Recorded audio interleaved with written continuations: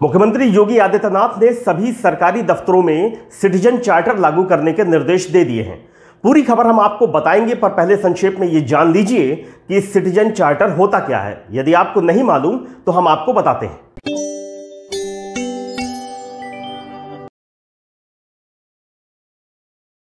सरकार द्वारा अपने नागरिकों को विभिन्न प्रकार की सेवाएं उपलब्ध कराई जाती हैं, जिन्हें जन सेवाएं कहते हैं।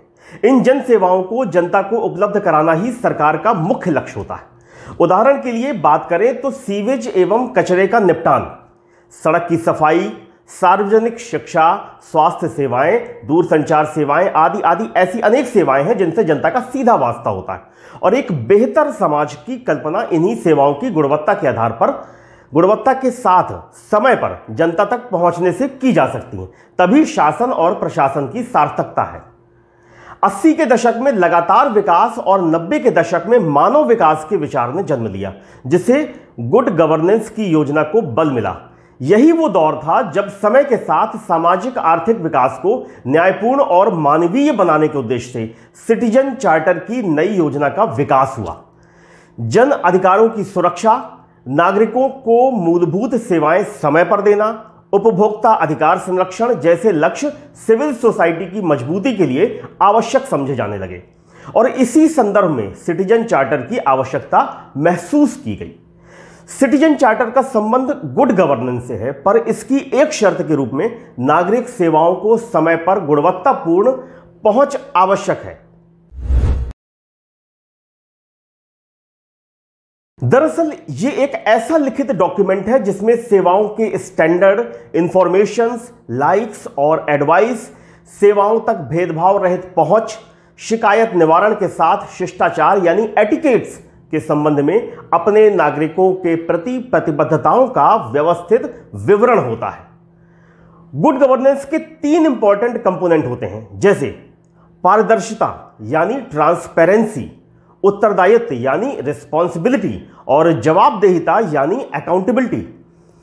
इन तीनों कंपोनेंट को लागू करने से सरकार और नागरिकों के बीच दूरी को कम किया जाता है। इतनी जानकारी से आप ये तो जान ही गए होंगे कि सिटीजन चार्टर क्या होता है। तो अब आइए आपको मुख्य खबर की ओर ले चलते हैं। उत्तर प्रदेश में भी गुड गवर्नेंस की बात चल पड़ी है और इस दूसरे कार्यकाल में योगी आदित्यनाथ के तेवर अलग ही दिखाई दे रहे हैं।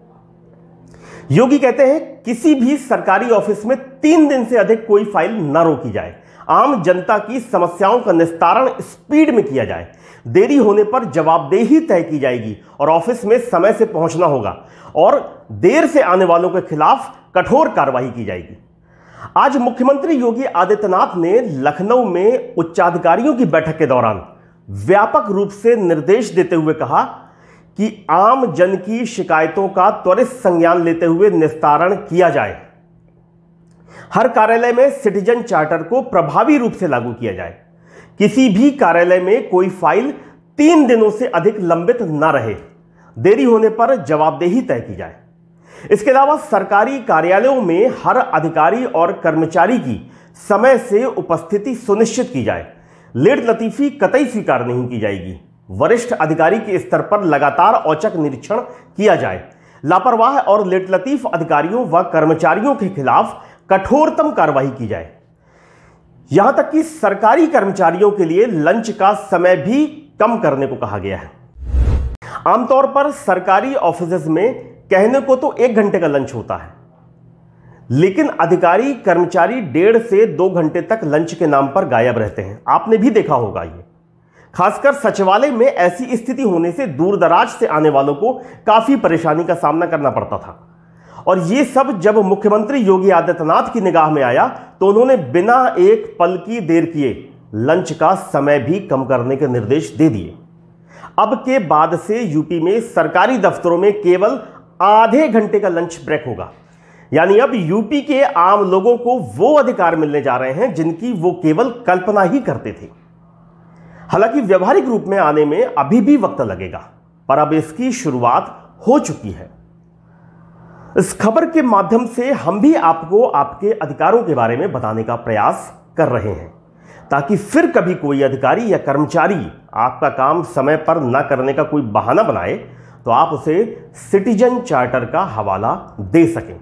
जब जनता होगी खुश तभी तो होगी गुड गवर्नेंस।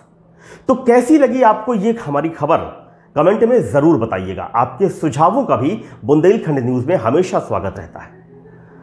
पूरी खबर देखने के लिए आपका धन्यवाद, और फिर आपके लिए लेकर आएंगे कोई अच्छी खबर। तब तक के लिए नमस्कार। हमारे चैनल को सब्सक्राइब करने के बाद घंटी जरूर दबाएं।